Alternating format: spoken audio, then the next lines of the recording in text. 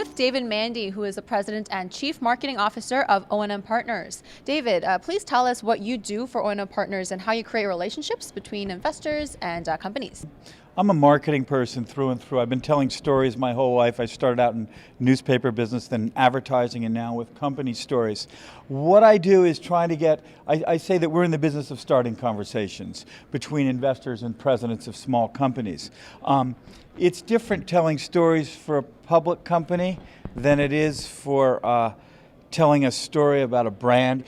Public companies oftentimes have a great story, but they don't have a great stock.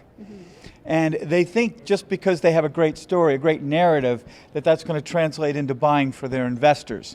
But the problem is investors, no matter how good the story, it's going to come down to the numbers.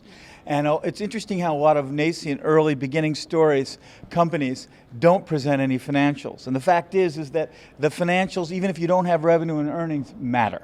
You know, you have to tell the tale based on the numbers, even if you're a tiny little company.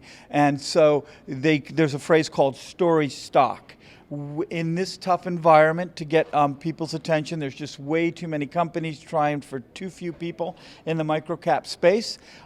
They really need to understand that the only way they're going to break through is by first, you have to get into the mind of the person you're presenting to. And unfortunately, they're rather reductive investors. They're thinking about numbers and market cap, shares outstanding, potential for earnings and revenue. And even though you may have the best technology and weave a beautiful story about how you're going to cure cancer and such, unfortunately, you get into those meetings and that becomes, at the beginning, it's more of a show me kind of group. And they want the hard facts. So with a focus on connecting investors and companies, what kind of stories of these companies do you look for? Most importantly, I'm looking for the proper management team.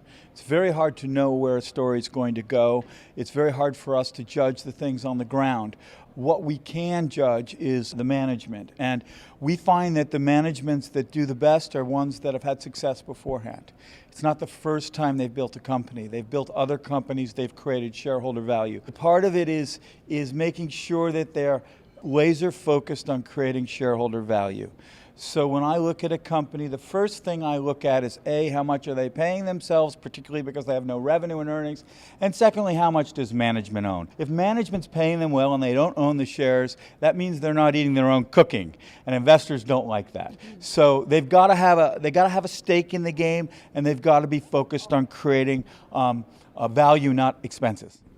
And at this conference, are there any stories that you've heard that can be worth mentioning?